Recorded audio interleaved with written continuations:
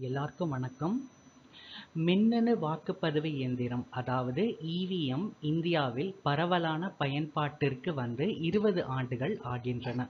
எனினும் ஒவ்வொரு தேர்தலின் போதும் வாக்குப்பதிவு இயந்திரத்தின் நம்பகத்தன்மை குறித்து விவாதங்கள் எழுகின்றன. வளர்ச்சியடைந்த நாடுகளே மின்னணு வாக்குப்பதிவு இயந்திரத்தை பயன்படுத்த தயங்கிய நிலையில் உலகின் மிகப்பெரிய ஜனநாயக தேர்தல் நடைமுறையை கொண்டிருக்கும் இந்தியாவில் அது ஏற்றுக்கொள்ளப்பட்டதன் பின்னணியில் சவால்களும் சர்ச்சைகளும் நிறைந்திருக்கின்றன. இன்னைக்கு நிகழ்ச்சியில மின்னணு வாக்குப்பதிவு இயந்திரம் பத்தின சில முக்கியமான தகவல்களை தான் நாம பார்க்க போறோம்.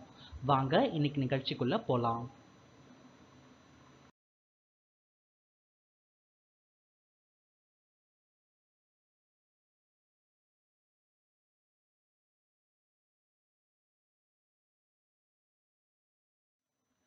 மக்களவைத் தேர்தலைப் பொறுத்தவரை 2004 தேர்தலில்தான் வாக்குப்பதிவு இயந்திரம் முதல் முறையாக பயன்படுத்தப்பட்டது.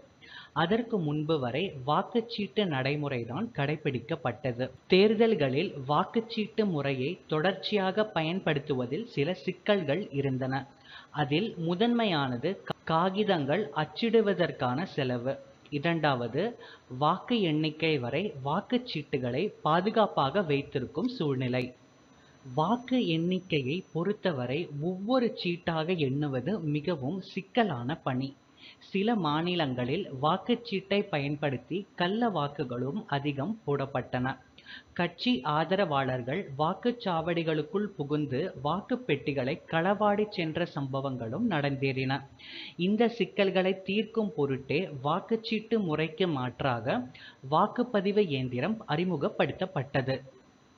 முன்னாள் தலைமை தேர்தல் ஆணையர் எஸ்.எல். ஷாக்டர் மின்னணு வாக்குப்பதிவு இயந்திரத்தை பயன்படுத்துவதற்கான யோசனையை முன்மொழிந்தார்.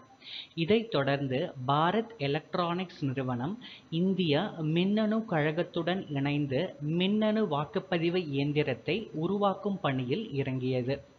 1982 கேரளத்தின் பரவூர் தொகுதியில் நடைபெற்ற இடைத்தேர்தலில் முதலாக மின்னணு வாக்குப்பதிவு இயந்திரம் பயன்படுத்தப்பட்டது.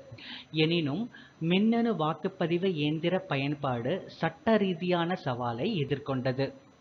இந்நிலையில் தேர்தல்களில் மின்னணு வாக்குப்பதிவு இயந்திரத்தை பயன்படுத்தக்கூடாது, அதனை பயன்படுத்த அரசமைப்புச் சட்டத்தில் இடமில்லை என உச்சநீதிமன்றம் கூறியது.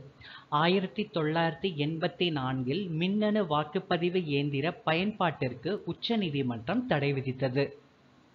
1989 ராஜீவ்காந்தி அரசு மக்கள் பிரதிநிதித்துவ சட்டம் 1951 வரைவில் திருத்தம் செய்து தேர்தலில் மின்னணு வாக்குப்பதிவு இயந்திரத்தை பயன்படுத்த அனுமதி அளித்தது. ஐஐடி மும்பை தொழிற்சாலை வடிவமைப்பு துறையினரால் உருவாக்கப்பட்ட மின்னணு வாக்குப்பதிவு இயந்திரம் தேர்தல்களில் பயன்பாட்டிற்கு வந்தது.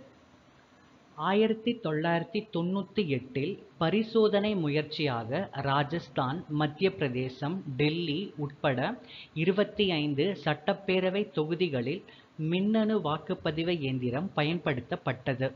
2001 தமிழ்நாடு, கேரளம், புதுச்சேரி, மேற்கு வங்கம் ஆகிய மாநிலங்களில் நடைபெற்ற சட்டப்பேரவை தேர்தலில் அனைத்து தொகுதிகளிலும் வாக்குப்பதிவு இயந்திரம் பயன்படுத்தப்பட்டது. 2004 மக்களவை தேர்தலில்தான் நாடு முழுவதும் வாக்குப்பதிவு இயந்திரம் பயன்படுத்தப்பட்டது. வாக்குப்பதிவு இயந்திரம் மீது நம்பகத்தன்மை இல்லை. வாக்குச்சீட்டு முறைக்கே மீண்டும் திரும்ப வேண்டும் என அரசியல் கட்சிகள், சமூக ஆர்வலர்கள் தொடர்ந்து வலியுறுத்தி வந்தனர். வாக்குப்பதிவு இயந்திரத்தை தடை செய்ய கோரி உச்சநீதிமன்றத்தில் வழக்குகளும் தொடுக்கப்பட்டன.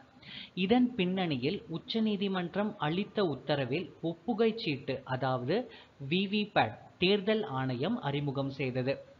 விவிபேட் அப்படின்னா voter verifiable paper audit trail எனப்படும் ஒப்புகைச் சீட்டின் மூலம் வாக்காளர்கள் வாக்கை செலுத்தியவுடன் தாங்கள் வாக்களித்த வேட்பாளருக்கே தங்கள் வாக்கு பதிவாகியுள்ளதா என்பதை சரிபார்க்க முடியும்.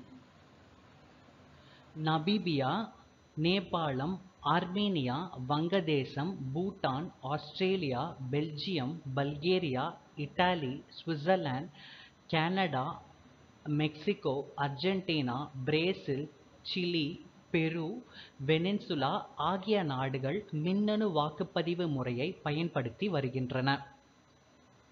இதில் 2014 நடந்த அதிபர் தேர்தலுக்கு நமீபியா இந்தியாவின் மின்னணு வாக்குப்பதிவு இயந்திரத்தை தங்கள் நாட்டின் தேர்தலுக்கு பயன்படுத்தியது. Germany, France, Netherlands, England, America உள்ளிட்ட பல நாடுகள் மின்னணு வாக்குப்பதிவு இயந்திரத்தை தேர்தல்களில் பயன்படுத்துவதில்லை. வளர்ச்சியடைந்த நாடுகள் பலவும் இவிஎம் முறையில் வாக்களிப்பது ஜனநாயகத்திற்கு விரோதமானது என்கின்றன. கணினிகளை நம்ப முடியாது என்றும் வாக்குப்பதிவு இயந்திரங்களை மின்னணு முறையில் ஹேக்கிங் செய்வதற்கான வாய்ப்புகள் இருப்பதாகவும் அந்நாடுகள் கருதுகின்றன. இந்தியாவின் அண்டை நாடான பாகிஸ்தானில் இவிஎம் முறை பயன்பாட்டில் இல்லை. வங்கதேசம் இவிஎம் பரிசோதனைகளில் இறங்கி அதன் மீது உடன்பாடு இல்லாமல் மீண்டும் வாக்குச்சீட்டு முறையையே பயன்படுத்த திட்டமிட்டுள்ளது. ஜனநாயக தேர்தலில் மக்கள் செலுத்தும் வாக்கை உறுதி செய்து கொள்வதற்காக அனைத்து உரிமையும் மக்களுக்கு உண்டு. அந்த வகையில் ஒரு சட்டப்பேரவை தொகுதியில் தேர்ந்தெடுக்கப்பட்ட ஒப்புகைச் சீட்டுகளை விவிபேட் மட்டும் எண்ணாமல் 100% ஒப்புகைச் சீட்டுகளை எண்ணப்பட வேண்டும் என்னும் கோரிக்கை வலுத்து வரும் நிலையில் உச்சநீதிமன்றம் இதற்கு எதிர்ப்பு தெரிவித்துள்ளது. இந்த உத்தரவை தேர்தல் ஆணையத்திற்கு பிறப்பிக்க முடியாது என்றும் தற்போதைய நடைமுறையே தொடரும் என்றும் உச்சநீதிமன்றம் அதனுடைய தீர்ப்பில் தெரிவித்துள்ளது. மின்னணு வாக்குப்பதிவு இயந்திரம் பற்றின சில முக்கியமான தகவல்களை இன்னைக்கு நிகழ்ச்சியில் நம்ம பார்த்தோம். இது உங்களுக்கு பயனுள்ளதாக இருக்கும் அப்படின்னு நாங்கள் நம்புகிறோம். இந்த காணொளியை உங்கள் உற்றார், உறவினர்கள், நண்பர்கள் எல்லாருக்கும் பகிர்ந்துக்கோங்க. என்னோட சேனலை சப்ஸ்கிரைபும் பண்ணுங்க. மீண்டும் அடுத்த நிகழ்ச்சியில் சந்திக்கலாம். நன்றி, வணக்கம்.